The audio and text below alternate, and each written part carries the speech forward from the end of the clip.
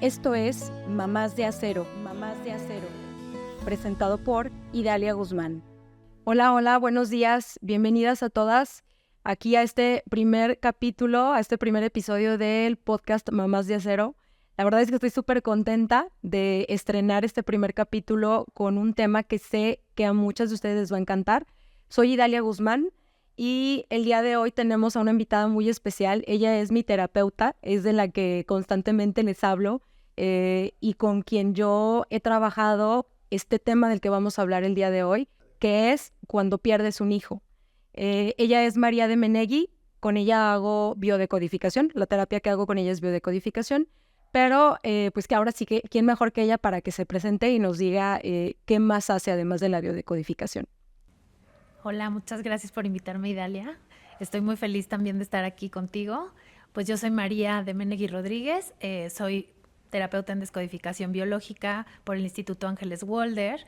Soy aparte guía de yoga restaurativa terapéutica, hipnoterapeuta, intérprete de sueños, mamá de 2 adolescentes de 16 y 14 años. Así que bueno, y una apasionada de lo que hago, ¿no? Entonces, muy, muy feliz de estar aquí contigo y de platicar este tema que sabemos que a muchas mujeres y también a algunos hombres curiosos, quisiéramos que fueran más, les interesa, nos interesa platicarlo, ¿no? Curiosos y que además han sido partícipes, ¿no? O que han Sí, sido partes de. sensibles. Cada vez tenemos mucha más aperturas a la sensibilidad femenina y masculina, así que ojalá que sea de beneficio para todos. Muchas gracias, María. Y pues bueno, aquí tengo una serie de preguntas que es como de lo que más me han preguntado a mí, platico con otras mamás y mamás que han pasado por lo mismo, ¿no?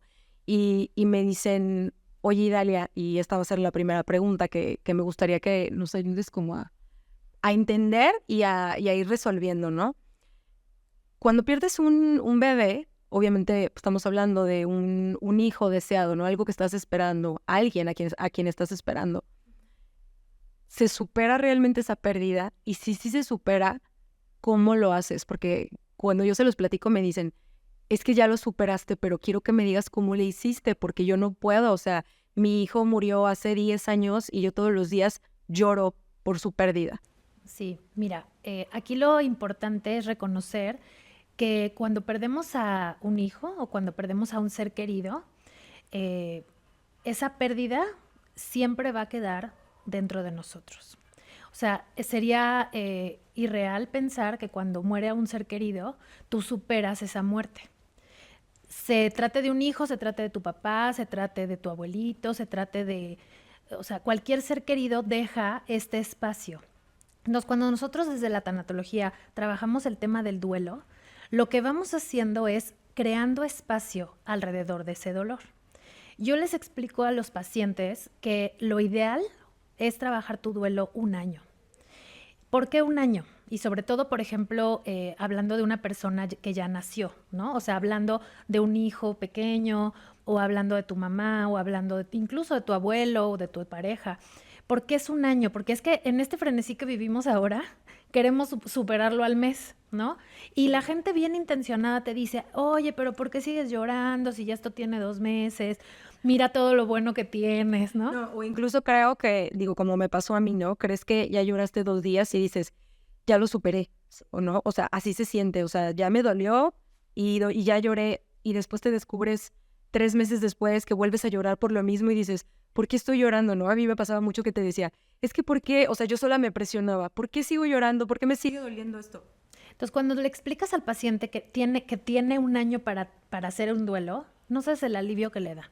O sea, ok, tengo permitido llorar de la nada, y lo pongo entre comillas, de la nada tengo permitido un día despertarme triste. Qué alivio que la terapeuta o que el terapeuta me dé este permiso. ¿Por qué 1 año? Porque va a ser tu primer 10 de mayo sin ese bebé, sin esa ilusión de tener un bebé. Porque va a ser tu primera Navidad, que a lo mejor ya te habías ilusionado muchísimo de que iba a ser tu primera Navidad, o sea, llegaste a esa Navidad y yo ya había como puesto toda mi ilusión de que iban a hacer y pues resulta que acá estoy sentada y pues no está el bebé o el niño que iban a hacer o la pareja, o es lo que te digo, ¿no? Mi ser querido. Entonces, hay que pasar todos estos momentos del año. tu primer 10 de mayo, tu primer cumpleaños. De la ilusión que ya te habías creado, ¿no? Sí. Porque ya te veías con esa persona. Con ese bebé, o te digo, si es el caso de tu mamá, a lo mejor es tu primer 10 de mayo que tu mamá no está, o es tu primera Navidad que tu mamá no está, ¿no? A lo mejor tu mamá falleció en febrero y dice alguien bien intencionado, oye, pero 10 meses, o sea, ya supéralo, mira todo lo bueno que tienes. Sí, pero es mi primera Navidad sin ella. Entonces, por eso un año. Ajá.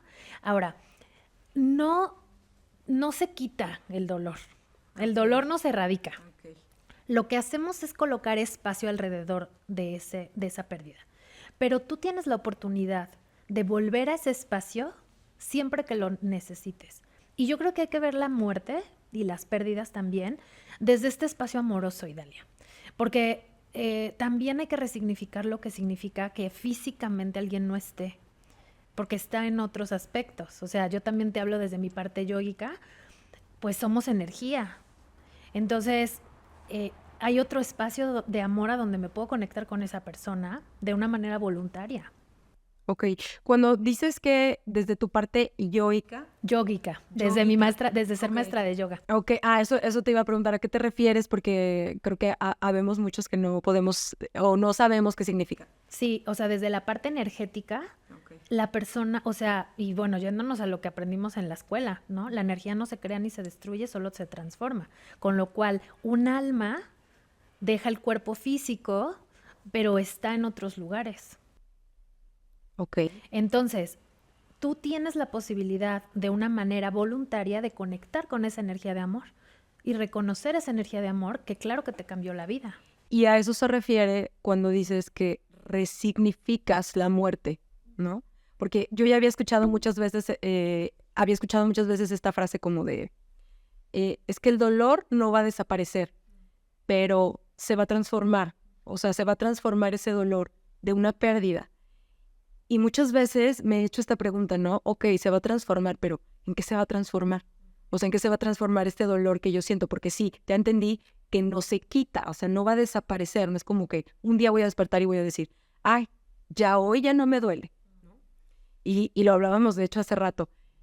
Pero entiendo que si tú le das ese resignificado, entonces puedes conectar con la energía de esa persona que ya no está. Sí, y por ejemplo, en la terapia de descodificación, muchas veces cuando no le damos este tiempo y este tratamiento adecuado a cualquier duelo, honro desde la tristeza. Como no me permití estar triste, honro desde la tristeza, honro desde el enojo, honro desde la frustración. Entonces, ¿qué pasa? No me permito vivir plenamente porque ¿cómo crees yo perdí un bebé? No me permito cumplir mis sueños porque ¿cómo crees yo quedé huérfana? Ajá. ¿Y eso cómo se manifiesta? O sea, cuando estás honrando desde la tristeza, desde la frustración, ¿cómo se manifiesta? O sea, dame un ejemplo de una persona que está honrando desde la tristeza. Por ejemplo, me dicen, es que yo no puedo tener pareja, por ejemplo, estable, ¿no? Yo no puedo encontrar al amor de mi vida, porque es que como quedé huérfana, es que yo estoy en ese duelo, ¿no?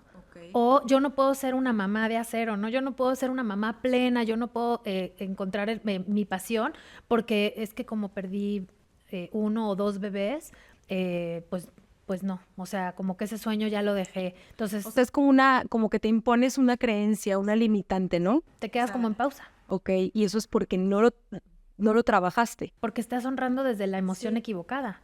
Okay. Ahora, todas las emociones, y eso lo hemos visto en consulta, las emociones todas son válidas, no hay ni buenas ni malas, ¿no? Disney ya nos hizo varias películas que ayudan a eso. Sí, entonces, el proceso de un duelo tiene varias emociones que hay que ir a sentir. Yo en consulta lo que hago es que acompaño al paciente a que sienta las emociones, ¿no? Entonces, tristeza, enojo, negación, negociación son las emociones asociadas al duelo.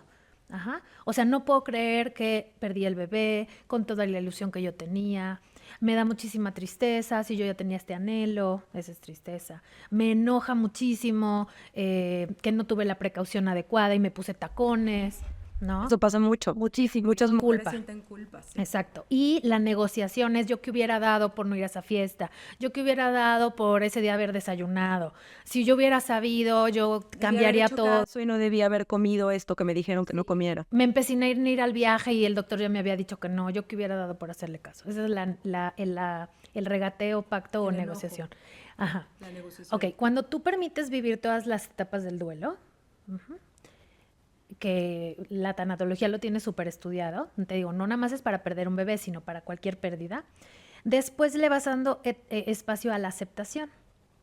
Ya puedo entender que esto, y de hecho en consulta pues lo hacemos, ¿no?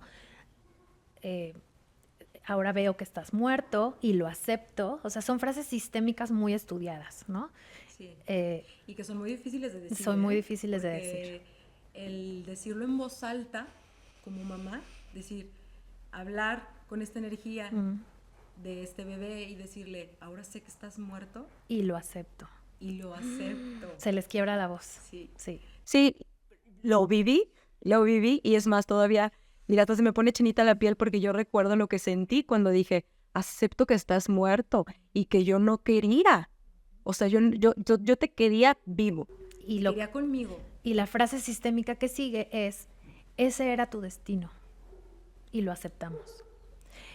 Decir esa frase sistémica es duro, porque me doy cuenta que el destino de esa alma no está en mí, por más anhelo que yo tenga de tenerte. Que no tengo el control. Pues no, porque no tenemos el control de la muerte nunca, ni de la vida, ni de la... O sea... ¿Y ahora qué pasa cuando tú dijiste que el proceso del duelo es 1 año? ¿Qué pasa con aquellas personas o aquellas mamás que a lo mejor duramos más de 1 año viviendo ese duelo? A veces es más. Y no quiere decir que esté mal o que esté bien. O sea, digamos que cuando tú dices que es 1 año, te refieres a... es como el tiempo promedio. Sí, y eso es lo que hay que promoverlo. Okay. Por lo menos me voy a dar tiempo, pero y dale, siendo una realidad. A los 2 meses ya a lo que sigue. Y te digo, la gente es bien intencionada. No, amiga, te voy a llevar de paseo para que se te olvide. Pues, ¿cómo se me va a olvidar si perdí un bebé? Sí, totalmente. Y tengo por aquí otra pregunta. Sí. Que las tengo anotadas porque... Ay, perdón. Porque si no se me olvida. Esta pregunta es muy interesante, o bueno, a mí me causa como mucha... pues sí, de hecho es un tema de debate, considero yo, entre muchas mamás. Hay quienes dicen, porque dentro del universo de mamás que hemos perdido un hijo, estamos las que lo perdimos cuando estábamos embarazadas, o sea, que teníamos a lo mejor 2 meses, 3 meses y tuvimos un aborto espontáneo, o están las mamás que sí vieron nacer a su bebé, que me han contado historias desgarradoras, o sea, donde dicen, nació, estuvo en incubadora porque tuvo algún problema y a los 7 días falleció.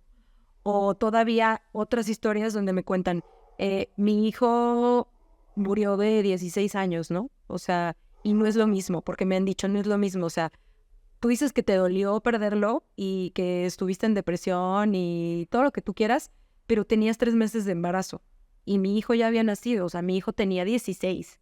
O sea, no es el mismo dolor. Y entonces yo te quiero preguntar a ti, que eres la especialista, ¿se puede medir ese dolor? O sea, ¿cómo puedo decir que el dolor de ella o el mío es mayor? Mira, te voy a contestar en 2 partes. Primero me voy a enfocar en la pregunta tal cual que me estás diciendo y luego lo vamos a enfocar a la pérdida. Edith Eger, que es una terapeuta súper famosa, digamos, con este libro de la bailarina de Auschwitz, justamente en su libro habla de eso. ¿Cómo puedo yo saber que mi dolor es más que el tuyo? ¿No? Y a ella le pasaba mucho en los grupos de apoyo, como que a la gente le da pena compartir que el dolor de haberme divorciado, que es un dolor muy grande, pero ¿cómo crees que aquí al lado están contando que se le murió un hijo? Pero ¿cómo crees que allá se le murió la mamá después de 30 años con una enfermedad crónico-degenerativa? Pero ¿cómo crees si allá perdió a toda la familia en un accidente de coche? O sea, no, pues yo ya mi dolor de haberme divorciado, ¿cómo crees que lo voy a compartir?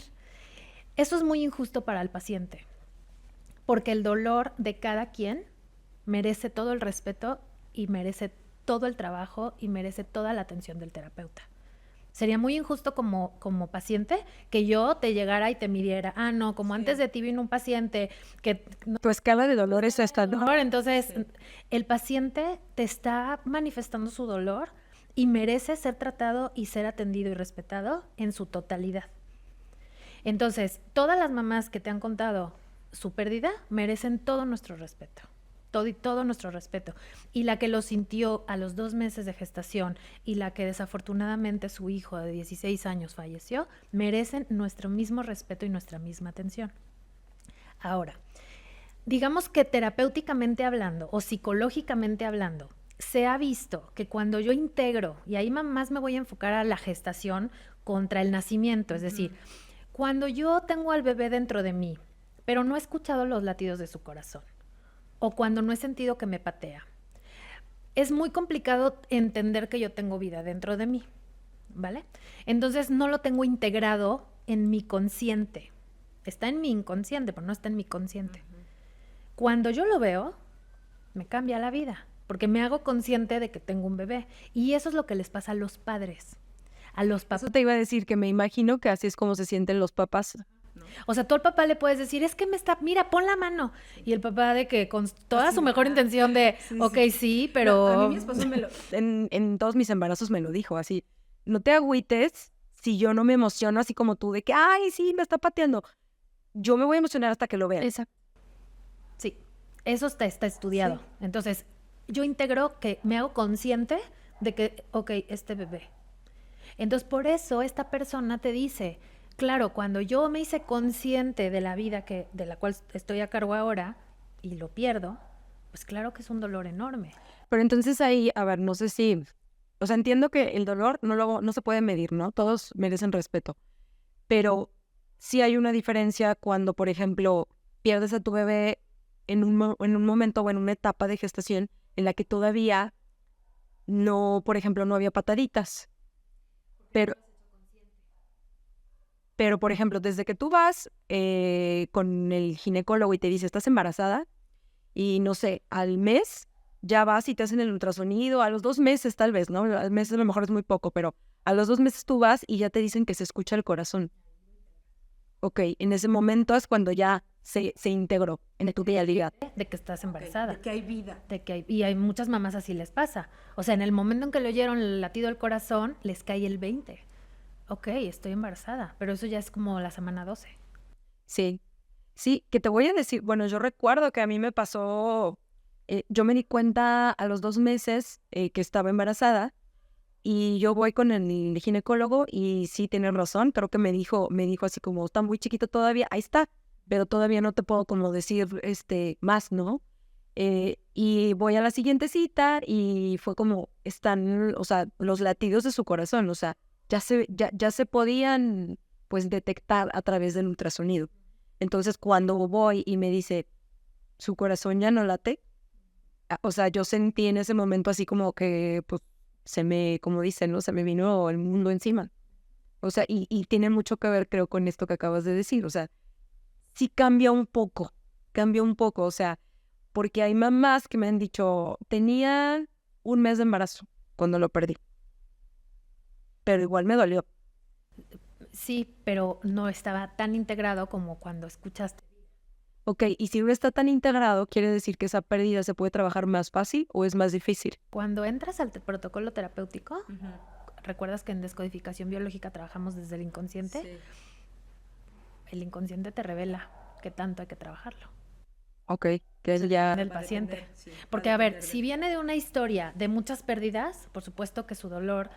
volvemos. O sea, Sí, si ya es el 4.º hijo que pierdo, ¿qué está mal conmigo? Sí. O sea, ya depende de la circunstancia. Sí, de cada persona. Y ahí es muy interesante porque te das cuenta que influyen muchos factores. Vuelvo a lo mismo, ¿no? Algo que a mí me gusta mucho decir es que ningún caso es igual. Ningún caso es igual porque hay que ver la fotografía completa, ¿no? O sea, de toda la familia, ¿no? De qué hay detrás. Sí, y por eso la terapia de la descodificación biológica a mí me gusta tanto, porque estamos acostumbrados a oír diccionarios, ¿no? Y yo desde que llegan a la consulta, recuerdas que te dije, cuidado con los diccionarios, porque te duele la garganta, es que no dices. a ver, Sí. o sea, Y ahorita Google, ¿no? Ah, sí, déjame buscar porque es que sentí la rodilla me duele. Google dice que me duele la rodilla porque... ah, y yo lo que les digo es, a ver, cuidado, porque todo depende. Depende de tu infancia, depende de tu proyecto sentido, depende de tu árbol genealógico. O sea, el paciente que vino antes que tú, Sí, si nada que ver con el no... tuyo. Y si no, cualquiera haría decodificación. O sea, es como, sí, no. Es mucho más complejo y me queda claro. Y nosotros le llamamos la lógica biológica del síntoma, ¿no? No es lo mismo perder un bebé por endometriosis que por ovario poliquístico o por miomas. No es lo mismo. Y no es cuando dices no es lo mismo, ¿te refieres a físicamente, biológicamente no es lo mismo? Y la herida emocional. Ok, esa era mi pregunta. ¿La herida emocional es la misma? No. Qué interesante. Y yo siempre les digo, pregúntale a tu ginecólogo cuál es tu síntoma. Ya. Porque no puedo trabajar endometriosis, o sea, no puedo trabajar la pérdida del bebé. A ver, el protocolo de tanatología sí. No fue igual, ¿no? O sea, no todas perdemos al bebé igual. No. Qué interesante está eso.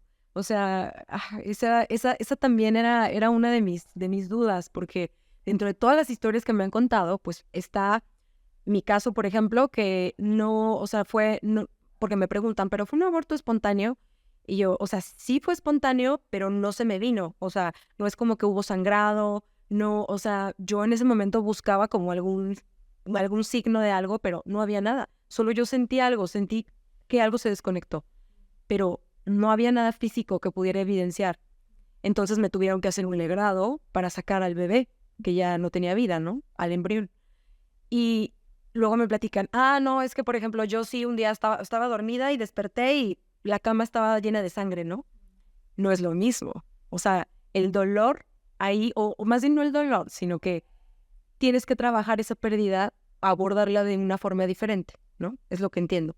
Porque volvemos, tú no viste nada, entonces no lo integraste hasta que te hicieron un legrado. La persona que vio un charco de sangre, pues imagínate el impacto. Sí, el impacto es diferente. Entonces se trabaja desde cómo lo integraste. Ok, entonces es bien importante el cómo fue, ¿no? O sea, me quedo con eso, es bien importante el cómo fue la pérdida. Y yo por eso, y qué bueno que esté este espacio tan profesional, y yo cuando me entrevistan lo digo, buscan profesionales, porque me quiero apoyar en mi mejor amiga, que es diseñadora gráfica, que seguro hará unos logotipos maravillosos, pero ella no sabe tanatología. No, y por ejemplo, a mí, yo te digo, me preguntan, me platican, pero siempre les digo, es que, o sea, vayan a terapia. Yo voy a terapia porque me costó muchísimo integrar esto, o sea, me costó muchísimo aceptar que perdí un bebé, que mi pérdida no es igual a la de ustedes.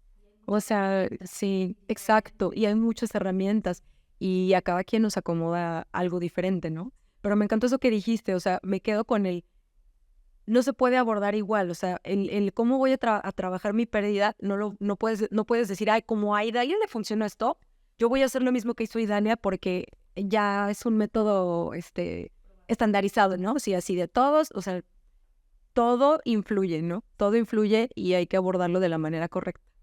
Y digamos que yendo a todo lo que yo hago, ¿no? O sea, cuando ahorita dije todo lo que yo hago, el ser humano es un ser holístico. Y a veces nos queremos considerar solamente un cuerpo físico. Y se nos olvida que somos mente, emociones, cuerpo, energía. Entonces, yo tengo que entenderme como único e irrepetible. Lo que me funcionó a mí, por supuesto, no le va a funcionar a mi amiga. ¿Por qué? Porque ella tiene otras circunstancias. Y eso hay que... Vaya, es muy fácil, por ejemplo, con un nutriólogo. O sea, el nutriólogo no puede mandar una dieta pareja, porque no. Pues porque el terapeuta había de mandar un protocolo igual para todos. Igual. Exacto. Sí, tiene todo el sentido. Pero a veces no queremos verlo así. Oye, María, y ahora, ¿qué pasa con las personas o más bien con los demás miembros de la familia? Porque justo empezaste diciendo, ¿no? Hay hombres también que lo han vivido, incluso que me lo llegaron a decir, oye, es que a mi esposa le pasó lo mismo. O sea, acabamos de perder a nuestro bebé hace 2 semanas y ella está destrozada y no sé cómo apoyarla. Y me encanta que están buscando la forma de apoyar a su esposa. Y hay otros que enojados me dicen, oye, pero es que a mí también me dolió porque hablas nada más de las mamás. O sea, las mamás son las que sufren, pero yo también estoy sufriendo y me tengo que hacer el fuerte para que mi esposa sea fuerte. Y bueno, yo generalmente les contesto, bueno, es que yo hablo desde lo que yo conozco, yo hablo de yo como mamá sentí esto, yo viví esto. no sé cómo lo viven los papás, porque yo no soy un papá. Entonces, ¿qué pasa? ¿El dolor es igual ahí para los demás miembros de la familia? Los hermanos, por ejemplo, si hay hermanos, los abuelos, los tíos, ¿cómo lo viven los demás miembros de la familia? Mira, lo primero también que hay que entender, y vuelvo a algo que ya dije hace rato, el tema de la muerte, de las pérdidas, mucho el contexto social y cultural es que se maneja como un secreto. Y eso tiene un montón de consecuencias a nivel sistémico. Quienes trabajan constelaciones o quienes trabajamos el transgeneracional, tiene un montón de consecuencias terribles los secretos, ¿no? Voy a hacer como que no pasa nada, pero mi hija me ve rara. Y creo que no diga nada para que no llore, ¿no? Así de, que no llore, que no llore. O sea, aquí no pasó nada, ya nadie hablamos del tema como si fuera algo prohibido. Entonces, lo primero que hay que hacer, o digamos, después de trabajar tu duelo, ¿no? En terapia y que tú puedas hablarlo, porque también hay que hablarlo desde esta aceptación. O sea, también compartírselo a tus niños pequeñitos desde la tristeza, pues solamente se van a quedar ahí, ¿no? Entonces, yo lo primero que diría es, vayan a terapia de tanatología a integrar y a aceptar la pérdida. Y ya desde que lo puedas compartir con amor, sí hay que compartirlo sobre todo con los niños pequeños. Un niño pequeño no necesita gran rollo, ¿eh? O sea, a lo mejor un dibujo, 2 palabras, cualquier cosita, y un niño pequeño lo integra perfecto. Sí. Nosotros los adultos nos embrollamos ahí. Con mi pareja hay que validar mucho lo que te decía. El dolor o sea, el dolor mío no es el que él está manifestando. Los hombres no son tanto de hablar. Las mujeres somos de decirlo todo. Sí, totalmente. El hombre a lo mejor está muy ensimismado en él, en sus pensamientos. Es su manera de procesarlo y de integrarlo, y hay que entenderlo. Ok. Y no quiere decir que esté mal, que no lo hable. No. Ahora, también los hombres debían ir a terapia de tanatología, porque es eso. No sé cómo transitar mi tristeza porque me dijeron que los hombres no lloran. O si me pongo a llorar, mi esposa se va a poner peor, mira cómo está. Como si no te hubieras permitido llorar porque tú estás llorando, ¿no? Entonces, ir a un espacio seguro, a donde puedas llorar, a donde puedas compartir tu enojo, todas las etapas del duelo, desde un espacio seguro, por supuesto que va a ayudar mucho a la pareja. Porque también hay otra cosa, si vuelves a intentar quedar embarazada, o sea, si quieres volver a crear vida, y la pareja se quedó con un dolor no trabajado, a lo mejor hay mucha frustración. Sí, va a ser muy complicado que lo logres, ¿no? Cuando a lo mejor tu pareja se quedó con ese dolor atorado. O sea, ahí es cuando me imagino que pasa ya no lo quiero intentar. Porque muchos se quedan con ese sentimiento, ¿no? Sobre todo cuando ya son varias pérdidas, es como, ya no más. O sea, es mucho dolor el que sentí y ya, o sea, ya no quiero volver a pasar por eso. Lo cual creo que es completamente respetable.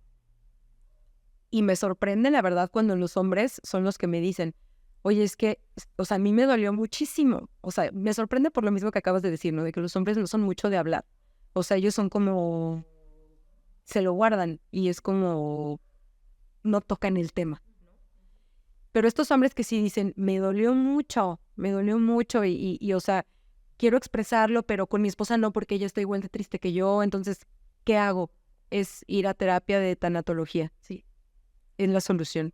Sí, por eso yo siempre digo, para todo es terapia, sí, terapia. Y hay terapias de muchos tipos, es decir, está la terapia de descodificación, sí, pero hay tanatología como tal, hay terapia sistémica, hay cognitivo-conductual, vaya, hay terapias para todo. Sí, para todo y para todos.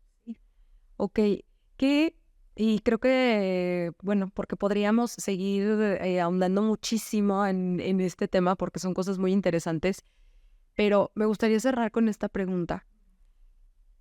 ¿Qué consejo le darías tú a las mujeres que han perdido un bebé o un hijo y que ya no quieren seguir intentando, que tienen miedo de volver a intentar embarazarse o que simplemente dicen, me rindo, o sea, ya no quiero saber yo más? Pues mira, primero que nada, o sea, hay que entender desde el respeto cuál es su sentido. Pero para este tema o para cualquier otro, yo siempre les digo que el miedo es un mal consejero, porque entonces te quedas en la parálisis, ¿no? O sea, ya no voy a intentar porque tengo miedo. El miedo como tal es una emoción que nos sirve para protegernos de algo muy terrible. todas, o sea, las especies biológicas, todas tenemos miedo. Sí, es algo bueno, ¿no? Porque Tener miedo es algo te bueno. alerta. Claro, o sea, la gacela que está ahí cuando vemos el Animal Planet, ¿no? O sea, si se queda, oye al león que ahí viene y para la oreja, ¿no? Si se queda como de, ay, no, yo, Sí, claro. pues por supuesto que si el miedo no la apoderara, no saldría corriendo con tiempo suficiente para salvar su vida. Entonces, el miedo, digamos que lo que se traduce en cortisol, adrenalina y todos estos químicos que nos salvan la vida, por supuesto que en ciertas cantidades sí.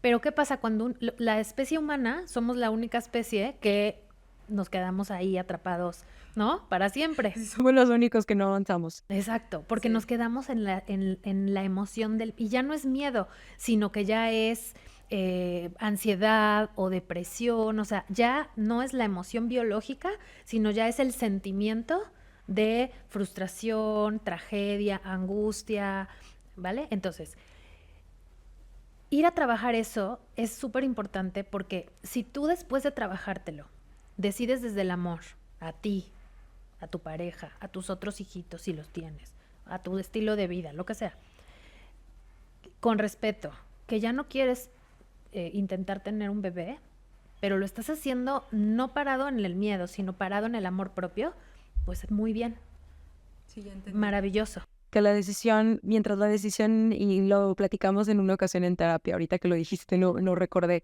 mientras tu decisión sea tomada desde el amor propio, y a lo mejor, no sé si decir desde la felicidad, pero desde la convicción, ¿no? Tal vez del por qué ya no, o sea, que no sea una decisión tomada desde el dolor o desde la tristeza todavía o desde el enojo, ¿no? A lo mejor estás en esta etapa del duelo en la que todavía estás enojado y estás luchando con la vida y decides en ese momento, ¿no? Y creo que lo describiste perfecto, o sea, lo que pasa como seres humanos es que muchas veces nos atoramos en esta etapa, o sea, en lugar de, no sé, si son 5 las fases del duelo, o no sé cuántas dijiste, son 5, y yo estoy en la 3, y ahí me quedo estacionada, o sea, no avanzo de la 3 y ya llevo 3 años estacionada en la fase 3, no sé, en el enojo, por ejemplo, y estoy decidiendo, no quiero tener más hijos, ya no lo quiero intentar, ya no quiero, y a lo mejor hasta rechazando a tu pareja, ¿no?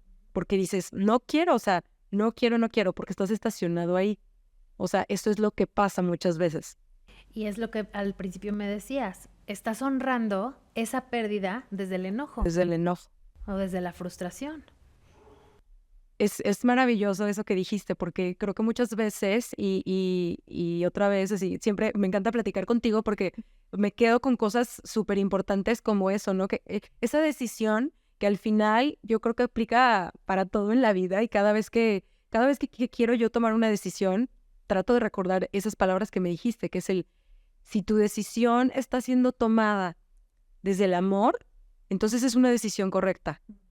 O sea, cuando te enfrentas a estas preguntas o a estas disyuntivas de la vida, ¿no? De decisiones difíciles que dices, no sé qué hacer. Piensa desde dónde, o sea, desde dónde estás parada y desde dónde estás decidiendo. Exacto. Y muchas veces no nos damos cuenta que no nada más en este tema. Exacto. Que estamos parados desde una emoción no trabajada. Por eso necesitamos ayuda y por eso necesitamos terapia, porque la mayoría de las veces no nos damos cuenta solos. Pues perfecto, María. Te agradezco mucho de verdad el haber estado aquí con nosotros, el habernos ayudado a entender un poquito más y a aclarar todas estas dudas porque son temas muy complejos y que, lo repito, solamente con ayuda de especialistas como tú podemos llegar a entender y a trascender y a resignificar, que fue lo que dijiste al principio, pues cosas que pasan en la vida, todo lo que pasa en la vida. Pues yo encantada. Ya ves que desde que me invitaste, dije que sí. Sí, no, y de verdad te agradezco muchísimo. Yo creo que no va a ser, este es el primero de muchos, espero. Muchas gracias a todos por haber escuchado. Sigan a María de Menegui en sus redes, a ella la encuentran como Colombrini con K de kilo. Aquí les vamos a dejar de todas maneras los links y síganme en mis redes a mí también. Soy Idalia Guzmán y pues nos vemos muy pronto. Gracias.